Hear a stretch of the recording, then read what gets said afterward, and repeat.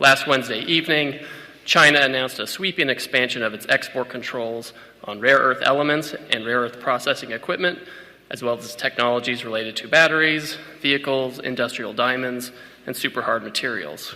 To be clear, this is not just about the United States. These actions, if implemented, would apply to the entire world. China's announcement is nothing more than a global supply chain power grab. While China has taken a number of retaliatory trade actions against the United States, Europe, Canada, Australia, and others in recent years, this move is not proportional retaliation. It is an exercise in economic coercion on every country in the world. At its core, China's new measures include a rule saying that any product of which more than 0.1% of minerals consist of minerals mined or processed in China, one must seek approval from the Chinese government before trading it.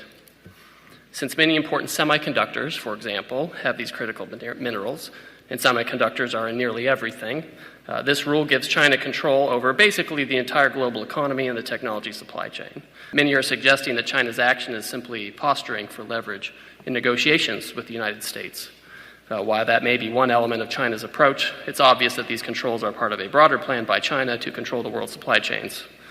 And these controls are wildly out of proportion to any targeted actions by the United States or its allies over the past few months.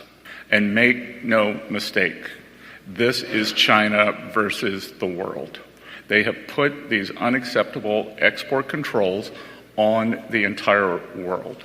China is a command and control economy, and we and our allies will neither be commanded nor controlled.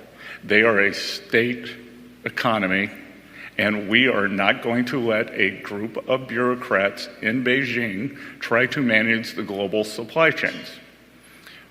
As Ambassador Greer said, we had a document and an agreement in Geneva, and magnets were flowing quite well. Some U.S.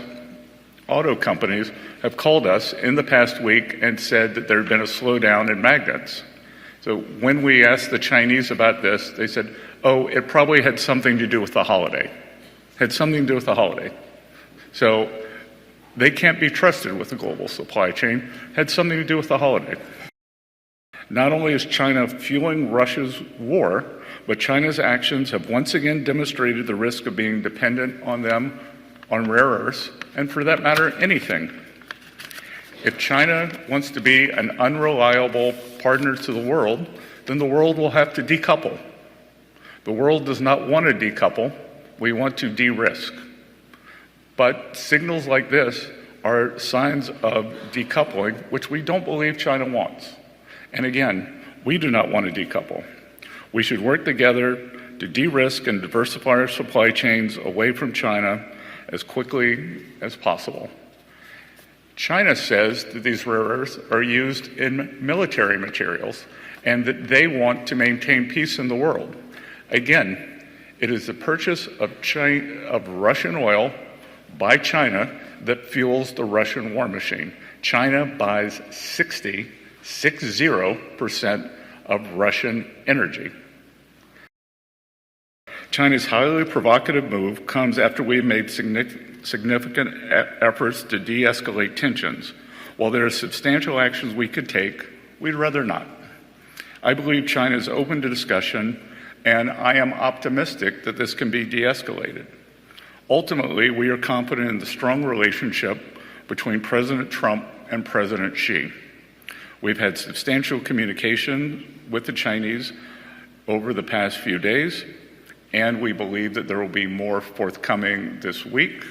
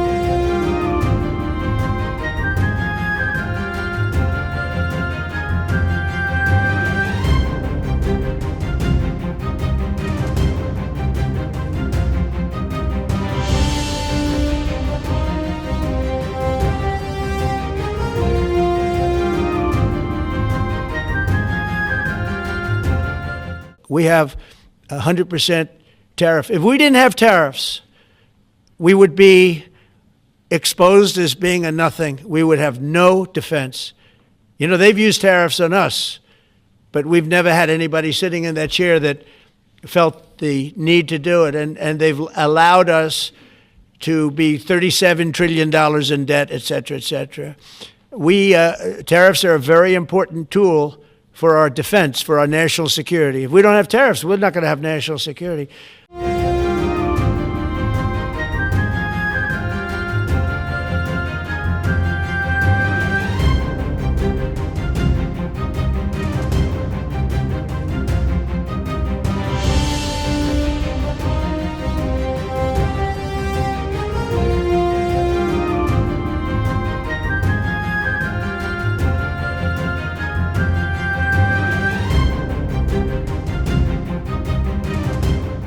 中方在处理 China's position on addressing China-U.S. economic and trade issues has been consistent and clear.